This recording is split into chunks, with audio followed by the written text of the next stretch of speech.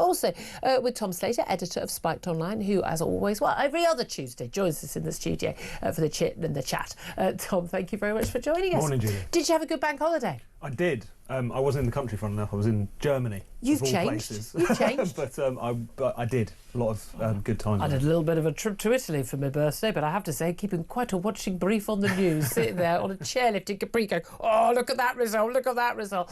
Very exciting times. I mean, let's just first of all just talk about, reactions. First time we've both been on air since that result. I listened to your Spike podcast about it, but, that reform result, there's no doubt at all. I mean, they talk about, oh, the Lib Dems did quite well too, and the Greens. Yeah, I'm sorry, differently.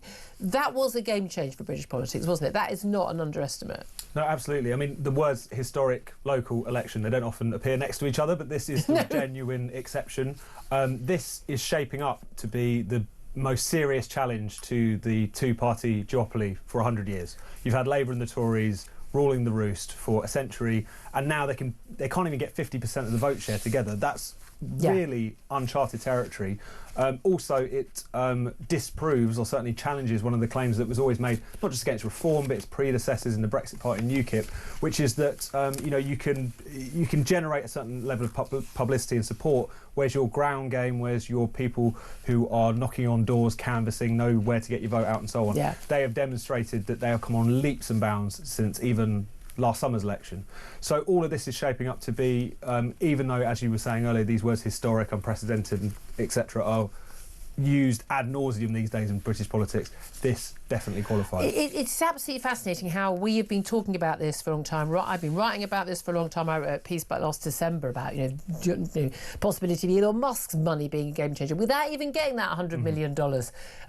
They have made this massive achievement. It seemed to come as something of a surprise to an awful lot of the commentators, the great and the good, the experts, if I've got, not the John Curtis, the people who pay attention to the polls, but they're utterly surprised and bewildered by a lot of this. No, absolutely. And you think the writing's been on the wall for so long. I mean, we knew that Labour's victory in last summer's election was this kind of sandcastle majority, which could easily be washed away.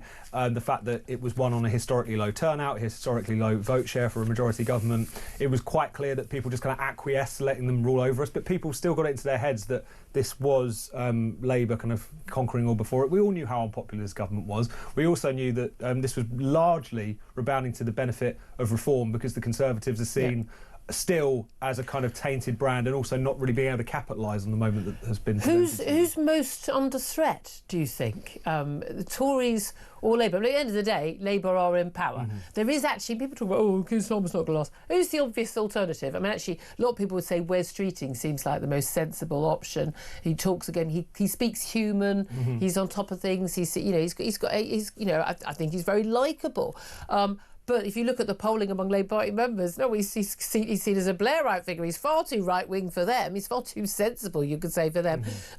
So, I mean, again, Keir Starmer had to really pivot left to win that vote. And there isn't a mechanism to oust. There really isn't to oust a Labour leader once they're in office. That was kind of many changes in these things. But Kemi Badenoch, there's no doubt at all that she is very vulnerable right now. There was a lot of talk even before these elections. Look, everyone knew they'd do badly. 2021 was a high water mark, the vaccine bounce for Boris Johnson. Everyone knows most of the seats up for grabs were Tories. So it was just, of course, they were going to lose more seats. But it was an absolute annihilation. I mean, it really was. And there's lots of talk about how MPs are actually meeting this week. Parliament comes back today. Today, Nigel Farage will be in Parliament as his new MP, Sarah Potchin, is sworn in after the Runcorn by-election. I mean, an extraordinary result there, winning by 6 votes. I mean, they're on 4 votes to get recount, and then they find another 2. I think a lot of people were going, they're going to find another 6 in the other direction.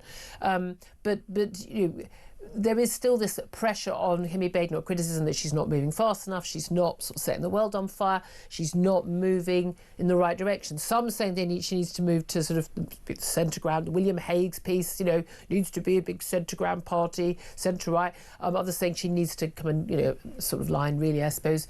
You see more from the Shadow Justice Secretary Robert Jenrick about moving to reform and perhaps looking at some sort of, deal.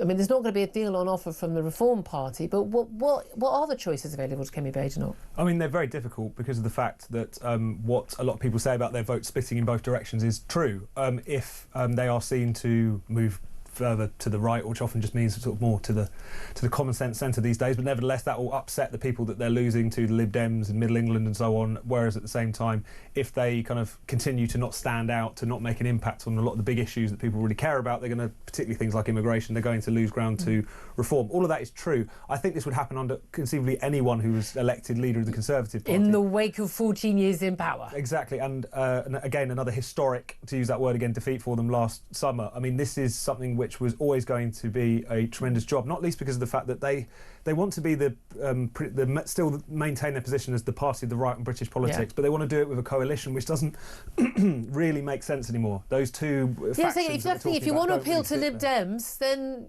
a party, by the way, neither Liberal nor Democrat. But they proved that in recent years on censorship. They proved that on Brexit. Neither Lib or Dem. I voted Lib Dem a number of times. I'm a genuine floating voter. Everyone thinks I've voted for lots of different parties over the years. They're neither Liberal or Democrat anymore. If you want to appeal to Lib Dems, then fine. But you're not going to be in power again. No. There's a reason why the Lib... Here's an idea. If someone wants to vote Lib Dem, they've got an option. Oh, they can vote Lib Dem. I mean, seriously, though, that's things...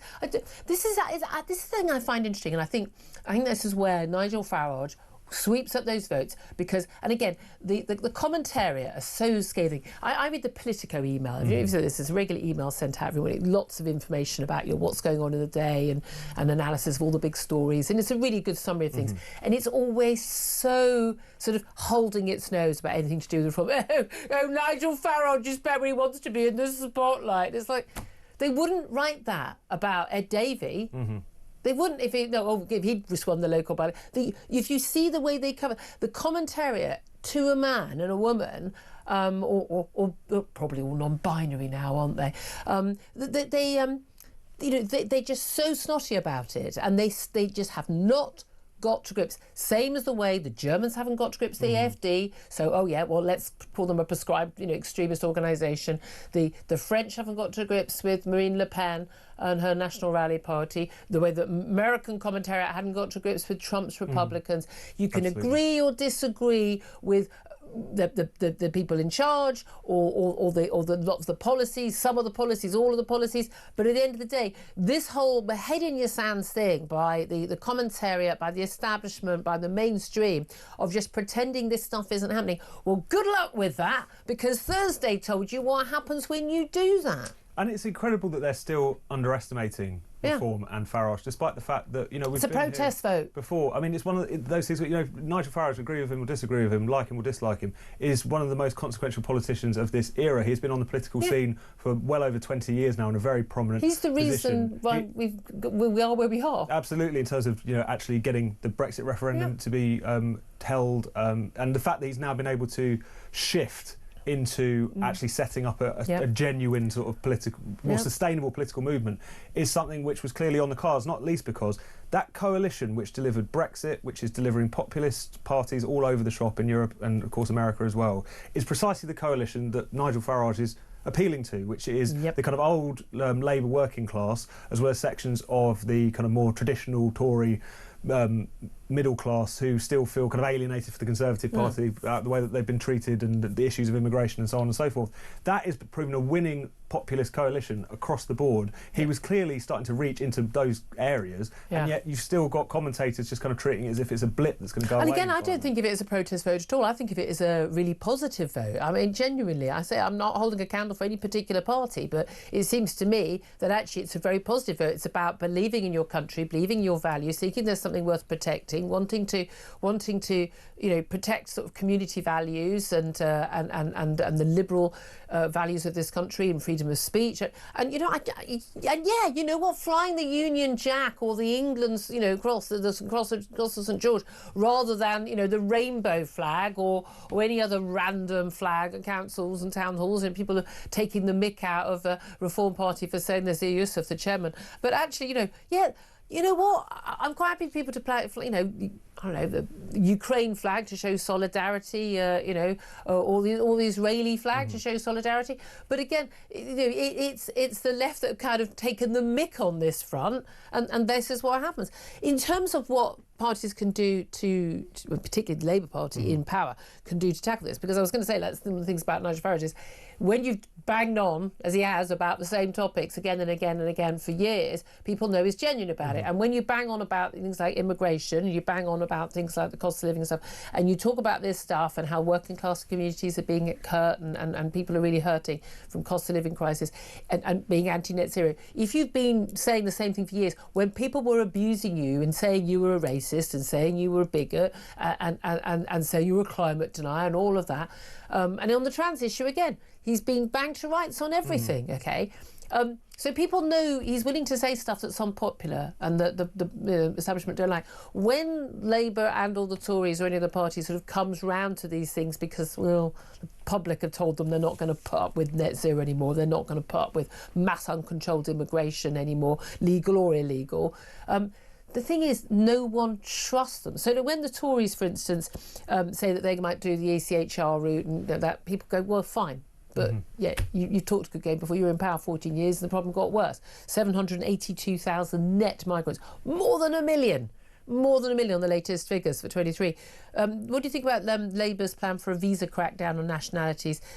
Basically, there's a lot of the asylum costs come from these people, as I mentioned. Student visa, work visa, and then they go, oh, turns out I can't go back to my country because I'd be persecuted. I need to seek asylum when that visa's over. Particularly, you're talking about Pakistanis, Nigerians and Sri Lankans, who then also say, oh, suddenly I'm destitute. I had to prove I had money to come here on the visa, but now I'm suddenly destitute and I need the state to pay for me. Do you think a crackdown on things like that is going to make a difference? Well, if it bears results, potentially. I mean, it's one of those things where, even though quite understandably our focus is often on the small boats crossings because it's very visible, it's something that you know, you're kind of confronted with images of on a day-to-day basis, this is still the kind of lion's share of kind of asylum, illegal migration. That issue is people overstaying visas effectively and then claiming asylum. So if it's the sort of thing which could actually kind of genuinely start to bring the numbers down, but I don't think anyone trusts that it will, because unless you're willing to sort of really grasp the nettle of this issue of asylum, which involves looking at the Refugee Convention, looking at the European Court of Human Rights and the way in which those enable judges to effectively make it incredibly difficult to remove anyone, it's you're surely going to be onto a loser. And also, even with the Labour Party, they have rhetorically, and to a certain extent in terms of policy, but nowhere near the same stretch, talked a big game on immigration. We had Keir Starmer saying that the open borders experiment is over, but they're not going to get any credit for it because no one believes it. When you hear Keir Starmer make those points, they don't believe it. And so it's one of those things where even if they started to make some, you know, there were some changes around the edges, they're not going to get credit for it. Also, people are not going to believe them if they do. Old enough to remember, you know, getting net migration down to tens of thousands. I mean, come on, give me a credit. We ain't going to do that anytime soon. And people just say they've had enough. And they're not going to trust anyone who hasn't been talking about this when it really mattered. Just finally, what about the possibilities that Number 10 is rethinking winter fuel payment cut? Obviously, you know, Tories and Labour both hit in the local elections. There's no doubt at all when it comes to polling, it shows that winter fuel payment is the most resonant policy. That is what Labour MPs say, basically Labour's poll tax policy. So unpopular. The front page of The Guardian, you know, their political editor, Pippa Crerar, she knows her stuff. She's got good contacts. Apparently, Cabinet Minister saying this is an issue. Wes Streeting's been on the media round today, and he's basically saying, look, you know, basically above my pay grade. I ain't the Chancellor. If there was a U-turn, and whether they were means testing it, whether they raised the threshold, so more pensioners who were on the poverty line were able to get it, do you think that would make any difference, or is the damage already done? I think the damage is already done. I think because of the fact that it's become part of the story of this government now. It wasn't just kind of one mistake that came out of the clear blue. It came straight after all of the freebies, and so that naturally that story writes itself in people's minds. And also because there's such a lack of trust in this government, I think people would just kind of pocket the U-turn, be thank you very much, but they're not going to get any credit for it. And but you didn't do it. You did the policy, even though people thought it was wrong. I mean, I was just horrified by it. and then you only U-turned after you lost elections. So again, you don't believe the U-turn. It's not a thought-through policy. That's the thing, isn't it?